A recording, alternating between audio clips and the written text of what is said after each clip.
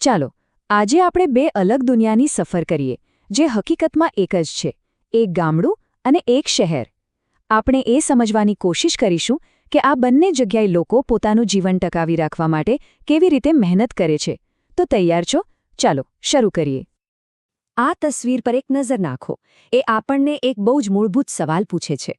લોકો ટકી રહેવા માટે શું કરે છે? અને ઘણા લોકો માટે આનો જવાબ આ જ જમીનમાં જ છુપાયેલો છે. એમની આખી જિંદગી, એમની મહેનત અને એમની આશાઓ બધું જ આ માટી સાથે જોડાયેલું છે. તો આ બધી વાતનો જે મૂળ શબ્દ છે એ છે આજીવિકા. હવે આનો મતલબ શું? બહુ સરળ શબ્દોમાં કહીએ તો આજીવિકા એટલે રોટી, કપડાં અને મકાન જેવી જીવનની મૂળભૂત જરૂરિયાતો પૂરી કરવાનો એક માર્ગ. એ ફક્ત એક નોકરી નથી, પણ જીવન જીવવાની એક રીત છે. તો ચાલો આપણી આ સફરની શરૂઆત કરીએ ગામડાથી. એક એવી જગ્યા જ્યાં જિંદગીનું ગણિત ઘડિયાળના કાંટા પર નહીં પણ ઋતુઓના તાલ પર ચાલે છે. ગામડામાં કામની દુનિયા જ સાવ અલગ છે. અહીં તમે સમજો ને, કેલેન્ડર નહીં પણ કુદરત નક્કી કરે છે કે ક્યારે કામ મળશે. કામ જાણે વરસાદ જેવું છે, આવે છે અને જતું રહે છે. આ કેલેન્ડરને જરા ધ્યાનથી જુઓ. એ સ્પષ્ટપણે બતાવે છે કે ખેતીનું કામ કંઈ બારેમાસ નથી હોતું. વાવણી, પછી નિંદામણ, લણણી, આ બધું માંડ 8-1 મહિનામાં તો પૂરું થઈ જાય છે. તો પછી સવાલ એ થાય છે કે બાકીના 4 મહિનાનું શું? જ્યારે ખેતરો સુમસામ હોય ત્યારે આ લોકો શું કરતા હશે? એમનું ઘરનું ગાડું કેવી રીતે ચાલતું હશે? અને જુઓ, આ કોઈ કાલ્પનિક સવાલ નથી. મધુબા જેવા લાખો ખેતમજૂરો માટે આ 4 મહિના એટલે કે સંઘર્ષના મહિના. જેવું ખેતીનું કામ પૂરું થાય એટલે આવક બંધ. પછી શરૂ થાય બીજા કોઈ કામની શોધ, જે ઘણીવાર મળવું બહુ જ મુશ્કેલ હોય છે.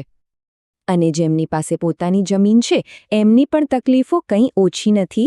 ચાલો સલમાનની વાત કરીએ. એ એક નાનો ખેડૂત છે. પાક વાવવા માટે બીજ અને ખાતર જોઈએ, જેના માટે એને સ્થાનિક વેપારી પાસેથી પૈસા ઉધાર લેવા પડે છે. પણ એમાં એક શરત હોય છે. પાક તૈયાર થાય એટલે એ જ વેપારીને વેચવો પડે, અને એ પણ ઓછા ભાવે. બસ પછી તો એ દેવાના એવા ચક્કરમાં ફસાય છે જેમાંથી બહાર નીકળવું લગભગ નામુમકિન બની જાય છે. સારું, તો ખેતરોની વાત તો થઈ. હવે ત્યાંથી થોડું આગળ વધીએ અને સમુદ્ર કિનારે જઈએ. અહીં પણ જીવન તો ઋતુઓ પર જ ચાલે છે, પણ આ ઋતુઓ જમીનની નહીં, સમુદ્રની છે. જયરામ અને એમના ભાઈ લવજી જેવા માછીમારોની જિંદગી જ સમુદ્ર છે. એમની રોજીરોટી સમુદ્રની લહેરો પર ટકેલી છે, જે ક્યારેય એકસરખી નથી રહેતી. જો વર્ષના 8 મહિના તો બધું બરાબર ચાલે. માછીમારી થાય, માછલીઓ વેચાય અને ઘર ચાલે. પણ જેવું ચોમાસું બેસે, દરિયો તોફાની બની જાય. એટલે 4 મહિના માટે માછીમારી બિલકુલ બંધ. સીધો હિસાબ છે, 4 મહિના કોઈ જાવક નહીં. અને ફરી પાછી એ જ વાત આવે છે. ભલે ખેડૂત હોય કે માછીમાર, જ્યારે કુદરત કામ કરવાની રજા નથી આપતી ત્યારે દેવું જ એકમાત્ર રસ્તો બચે છે. એમના જ શબ્દોમાં કહીએ તો, ચોમાસા દરમિયાન અમે પૈસા ઉધાર લઈને જીવીએ છીએ. તો આ હતી ગામડાની વાત. હવે ચાલો આ દુનિયાથી એકદમ દૂર શહેરની ભીડભાડવાળી ગલીઓમાં જઈએ. એક એવી જગ્યા જે ક્યારેય સૂતી નથી, પણ અહીં કામ કરવાના નિયમો અને પડકારો સાવ અલગ છે.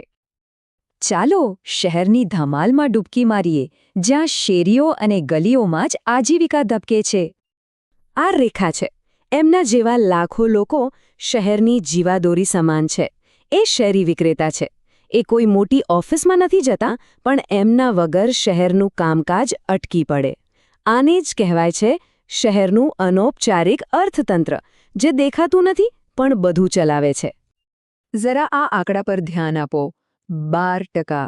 આનો મતલબ એ છે કે શહેરમાં કામ કરતા દર 100 લોકોમાંથી 12 લોકો તો શેરીઓ પર જ પોતાનું ગુજરાન ચલાવે છે. આ કોઈ નાનો આંકડો નથી. આ બતાવે છે કે શહેરની અર્થવ્યવસ્થામાં આ શેરીઓનું કેટલું મોટું યોગદાન છે. શેરીઓ સિવાય શહેરમાં કામ કરવાની બીજી પણ એક મોટી જગ્યા છે, અને એ છે ફેક્ટરીઓ. અહીંની દુનિયા, અહીંના નિયમો અને અહીંના પડકારો સાવ જુદા છે. અને અહીંયા ગામ અને શહેર વચ્ચે એક બહુ જ રસપ્રદ સમાનતા જોવા મળે છે. નિર્મલાને મળો. એ કપડાની ફેક્ટરીમાં દરજી કામ કરે છે. તમને જાણીને નવાઈ લાગશે, પણ ખેડૂતની જેમ જ એનું કામ પણ મોસમી છે.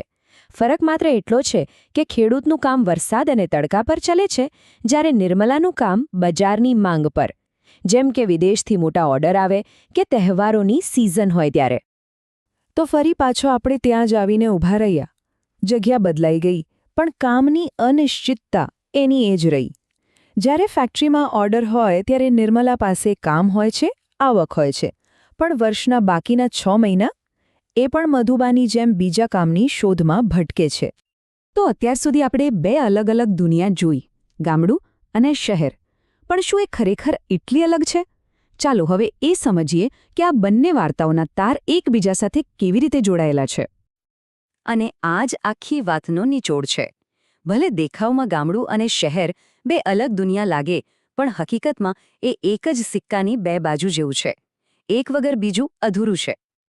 જરા વિચારો, સલમાનના ખેતરમાં જે કપાસ ઉગે છે એ જ કપાસ નિર્મલાની ફેક્ટરીમાં કાપડ બનીને આવે છે. જીરામજી માછલીઓ પકડે છે એ જ માછલીઓ રેખા શહેરના બજારમાં વેચે છે.